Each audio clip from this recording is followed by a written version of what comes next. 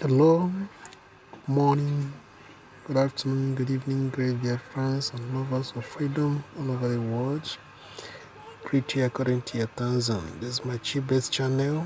I bring you the information, news updates in and around the world, especially as pertain to the restoration of Biafra sovereignty.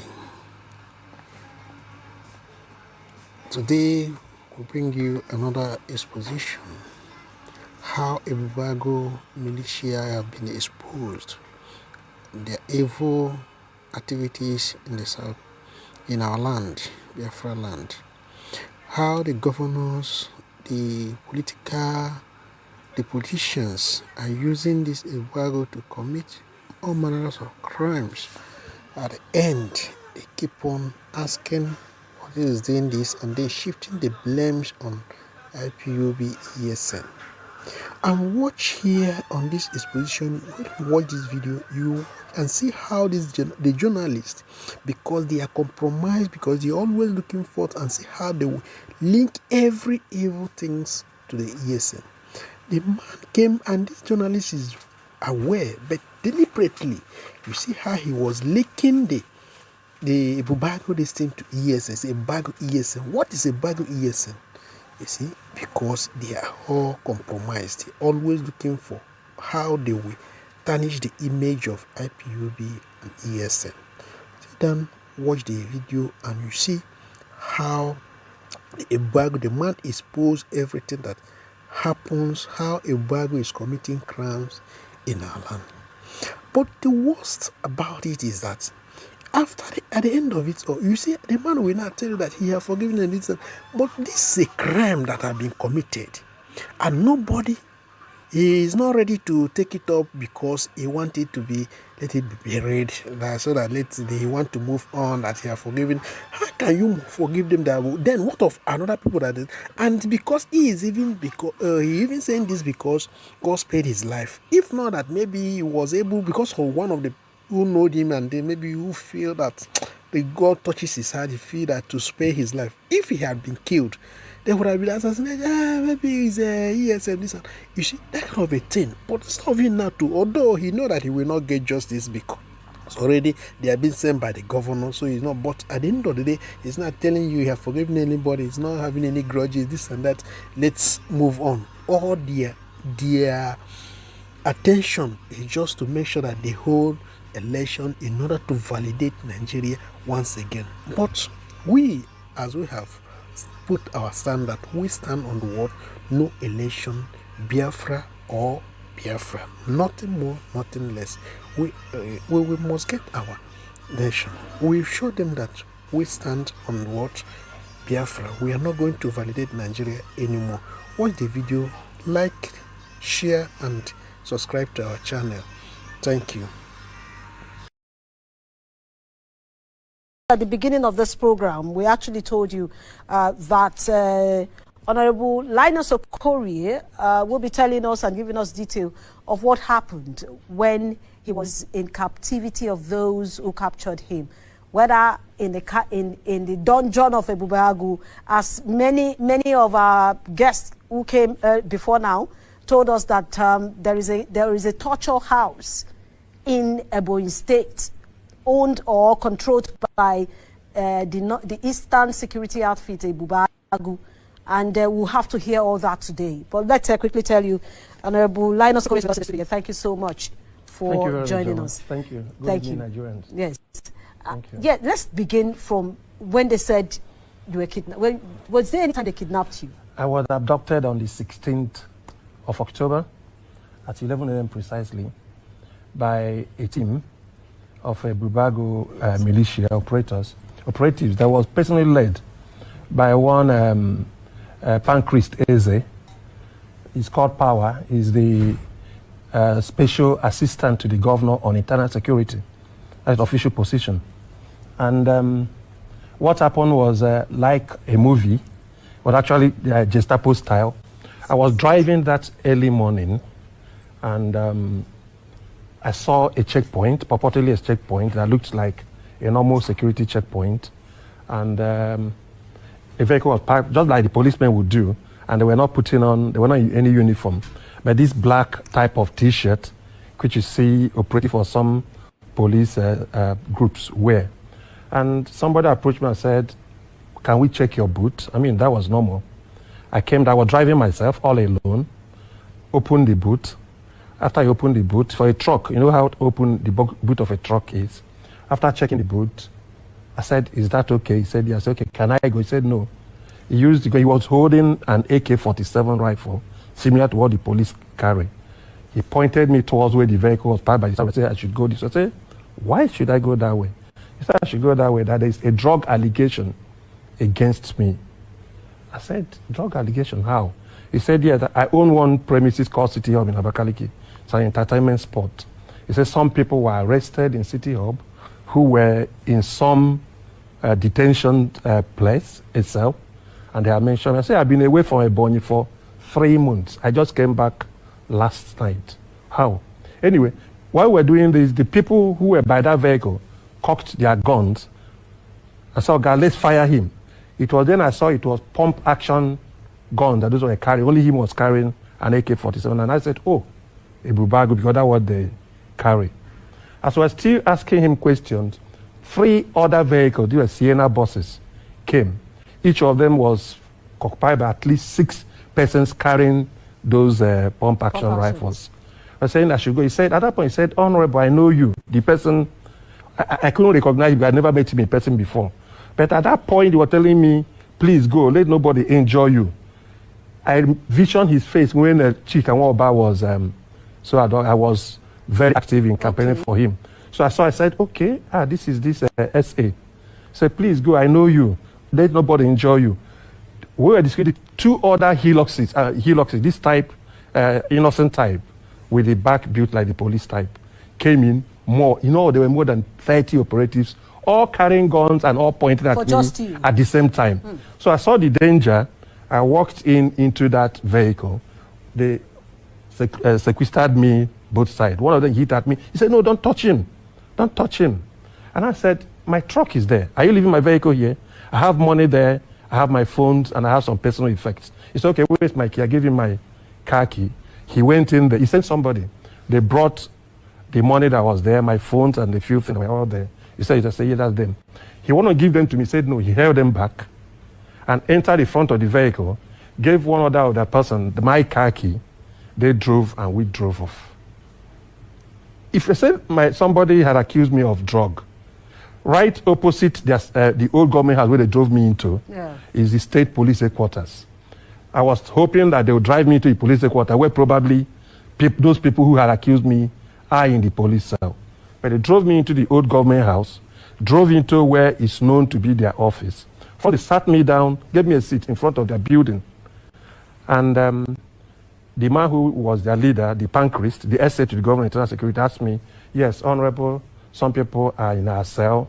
They had accused you of drug. They mentioned your name. They were arrested in City. I said, oh, fine. Please bring them to confirm. Let me also confront them. 10 minutes, 15 minutes, nobody was brought.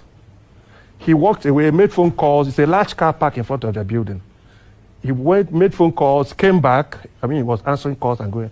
And I said, we're asking his people, who has that video that was shared on the forum some time back? Bring it up. Let Honorable watch. Another 10, 15 minutes, nobody brought out a video for Honorable to watch. He now made his call and went far into the car park. Another one who is called Ugo Martin, who they say is allegedly the head of finance of Ebube Agu, came to you and said, Linus Okori, you are now here. We have seized your phones. You can no longer write nonsense about the governor online. Next thing, they'll dig 6 feet, put you inside, cover you, and nothing will happen. Life goes on. I said, are you told to kill me? He said, don't talk. You have no right to talk here. I said, in a democracy, he said, there's no law here. No law operates here. And you have no right here. I said, is that correct? So they told you why they picked you? You know, at this point, nothing. Because we're waiting for the drug allegation. Nobody was brought. Okay. So this same Ugo Martin, after telling me the 6 feet to be dog and not to happen. When you call names of persons that are not here, because no, I'm mentioning because they were listening to me, and it's somebody who is known. I mentioned Pancrist, is a power who is SA Internal Security. and he was carrying an AK-47. I have mentioned Gomartin, who is said to be the head of finance of that organization. He now told me that, look at you. How can you contest Senate against the governor? There is look at you. How can you contest Senate against the governor? It is an insult that it is the governor who made everybody. I said, have you asked the governor what help he was to me and what help I was to him? That you are probably don't know the history of myself and the governor. I am not sure the governor would tell you to do this. And even the governor would not say this, that I'm contesting election against you be an issue. One other young guy was asking, is he running for election? I said, yes, he's the Labour Party candidate of who wants to challenge the governor. That is the last discussion from the 11 a.m. when I was abducted till 11 p.m. when the police came to rescue me. Nobody talked to me again. They kept me there. After some time, he walked away after the discussion. They now took me into the room, their office. It's an outer office for the first time. Gave me the same seat to sit down. After about 10 minutes, they now said I should remove my dress. They removed my top, took away my sandals. Already they had taken my phones away. And said I should remove my jeans. I was saying, no, I'm not putting on anything on that. I just woke up in the morning to try and buy something. They left me with that. I sat down there. After 20 minutes, they brought me outside. Instead of giving me a seat now, they now sat me on the floor in the car park, on the bare floor. I sat there for 10 minutes, took me inside, and sat me on the bare floor. While I was still sitting down there, I noticed that Gomartin invited about 6 of the operatives. There were so many of them, all this time wielding guns. Invited them to hold a tete-a-tete aside. 6 of them now came to me and said, yes, stand up, aggressively this time. Who are you? Why do you remove all this your dress? I said, I am not putting on anything. I can't undress myself. 4 of them, one held this hand, one held the other, one held two held my legs and stretched me out. The next was pulling my dress. So I was struggling all along with them. I said, don't naked me. We don't have to do this. Then the 5th person pinned my neck down with his knee and used his knee to hold my neck to the floor. Wow. And they stripped me naked. Having stripped me naked, the same way they are carrying me, one person to each of my legs and one person to each of my hands. That was torture. They carried me. Of course, they were hitting me with the butt of their rifle. They were struggling. So many things were happening at the same time. So at that time, maybe you passed out. Well, I was struggling because I didn't want to be put on naked. They now carried me that way and took me outside into the car park naked. Somebody videoing. So, and I noticed, I said, why are you videoing me? One of them said, why are you videoing him? He said, according to him, that allegedly the governor and the younger brother said they should send to them. I said, and I started talking to the video. Said, is the governor cannot send you to video me, but if he's the one, okay, see my nakedness. They were hitting me, wanting me to stand up fully naked. So I'll be under that video. My mind told me, if you do stand up, it's possible that they will put you in a frame that somebody can go and manipulate the computer and not take my image, juxtapose with some other image, maybe somewhere, probably anybody or any situation. I said, told him at that point, you have to shoot me.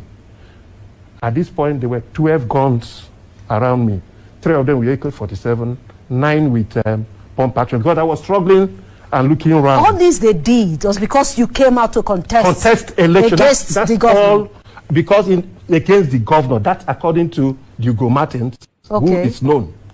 Because outside that, no question, no interrogation, all the drug allegation, nobody asked me any question about that all through that. And they now left me after maybe about 1 p.m. They now left me, sat me down, naked in the car park, open car park, for the next 30 minutes. All around me with guns. I turned around to look, one of them behind me, said, if you look back again, I'll fire you. A young boy, probably. So what happened? At what point did the police come to? At this point, nothing happened. Yeah. I remember with them till in the night, it got late. It became dark, no light. They left me inside the office now. Now they are giving my jean. I saw that this zip had been, of course, it had been ripped open because of the struggle. I wore back that jean, tied it up because there was no zip any longer. I managed to be with it. Around sometime in the night, around 8 p.m., one of them, unknown to me, I don't know that person, I never know him, walked to me because it was dark and said, Oga, I don't know what is happening, but pray. Our Oga just said that very soon they'll take you into the cell, and by 2 a.m., we'll come and pick you. So what 2 a.m. means? How would, so you picking somebody at 2 a.m. to where? I don't know, but of course, you know, the implication that I made.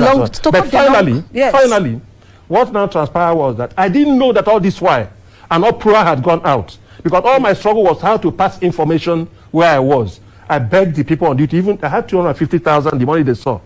I told the boy on duty, please take all that money, just make one call to inform one person where I am. The young man said, we were specifically told not to let anybody know that you are here, not to make a call on your behalf, and not to give you a phone to make a call. At this point, you were with Ebube Agu. Ebube Agu, from 11 a.m. up to today, I'm talking to you. After that 11 a.m., where did they take you to? Is there anything called the torture chamber? At 9 p.m., at 9:20 p.m. exactly. Yes. I was led into a cell. A cell, that's the torture chamber. A cell, yeah, that's right. Right there, I saw 9 young men. Some of them, most of them younger than 18. Some of them have been there for up to 2 weeks. Many of them, nobody knows that they were there. Their parents don't know, their relations don't know, and they don't feed them. Within the 9:20 I was taken in, and 11 p.m. when the opera outside, thank God for my wife, thank God for the media, thank God for my aides, thank God for my community, thank God for God. That uproar had raised. The commissioner of police was now forced to send a crack team who came to rescue me at 11. Between that 9:20 and 11 when I went out, I had insisted that they go and buy food for these young boys who were there out of the money I had with them. Thank God, one of them agreed to go and buy some things for them to eat. So at 11 p.m., the police came to rescue me. What they told me was I was being taken into protective custody. I remember that I told if the police, with that, their head, who is the Pancras Eze, who is the power, the SA Internal Security, I told him, remember what your people did to me. This is the torture I went through. My ears were drumming at that point. I had undergone surgery. This is my glass. This is my glass I used to read.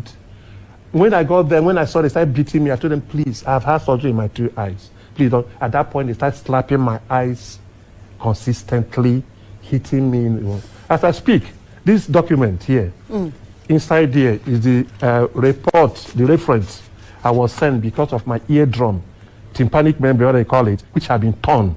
As I speak now, since I've been in that place, I don't pour water on my head so that water does not enter my ear. These are the offshoots of the torture that is still. I have been scheduled also to go for eye surgery, but that's by the way. Okay, Honorable, we'll come back to you. Let's quickly just go for this short break, and also to tell you that we are opening up our social media platform for you to send your messages, your reactions, and if you have a question. We have a limited time, but we'll just allow you to send messages. You go to my Twitter handle at EGOSamo, drop your comments, or you can go to our official handle at Democracy #2 Day. Drop your comment for us to take you in at the moment. So let's go for this short break. We'll be back after the break. Stay with us.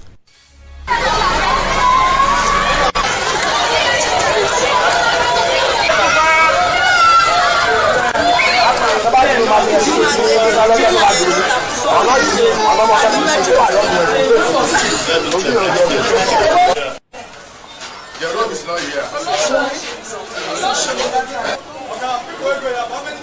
Many locations that where people come from. And the best way to arrange this thing is to decentralize the office and let them come out, get a canopy here. So that even my paper, I have not even heard my name called before saying the PVC is there or not.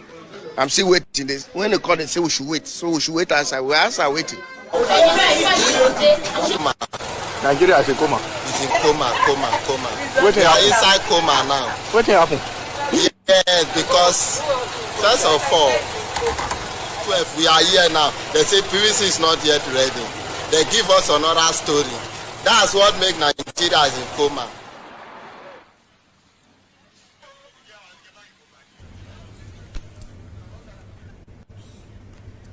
All right, thank you so much for remaining with us. Like we told you, the lines are already open. Let me just take one or two messages before we go to Honorable Linus Okori to give us his parting shot. Moya Anthony is reacting to Natasha Akboti. It's so unfortunate that most Kogi youths are still lending themselves out to the APC government as thugs at the expense of their youths. What a sad reality. No wonder the state remains one of the most impoverished in the country. Anyway, we'll have opportunity to also hear the Kogi government angle because we need to take the two sides. So when that time comes, you will also hear from them. And Dr. Mma Olebara is tweeting. He said, I thank God for Natasha's resilience. Imagine what Honorable Linus went through. What we are playing here is elusive democracy. How did we degenerate to this level? We can't be opposition. Democracy is meaningless if there is no opposition. Let the kite perch and the ego too.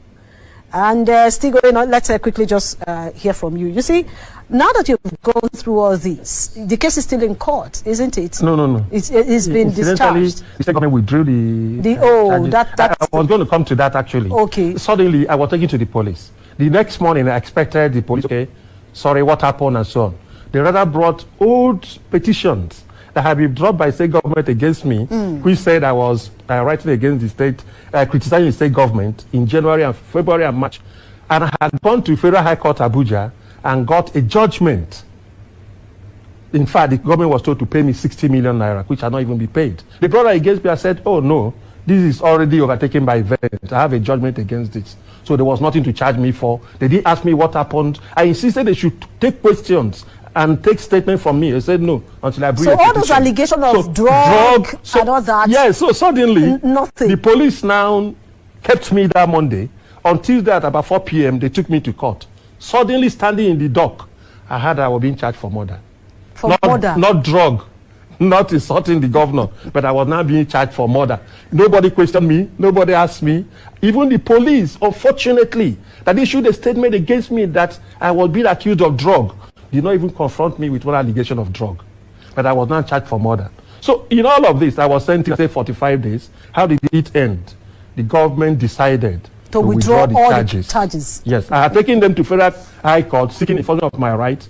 They requested that I also withdraw that. So they withdrew the charges of murder against me. I withdrew the matter in the Federal High Court. What about your campaigns? My campaigns take off, continue. So I want to tell Ebonyi, first of all, I said I have thanked God, I've thanked my wife, I've thanked my political group, I've thanked my community and the media and other social activists who did all the work. I have forgiven everybody. There's no ill feelings. This is, for me, the politics go on. This election, we must campaign within the law. We are going to win this election. Okay. So all those Labour Party supporters, caring heart supporters, let us focus. Do not go into acrimony. Do not go into bad blood. What we're asking, luckily, the governor of the state is also the candidate for the APC.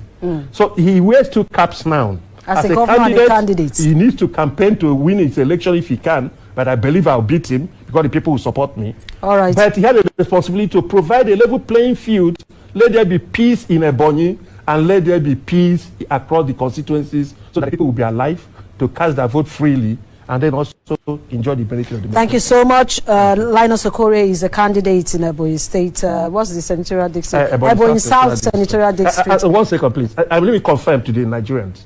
There is a torture chamber for Ebube Agu. Okay. I went through and behind the front. That whole office is a torture chamber. The old government. Old government house. That's their office. Incidentally, the day I was talking to the police the next day, they released all those boys to the police. Oh, wonderful. Well, you just heard him. There is a torture chamber in Ebonyi State.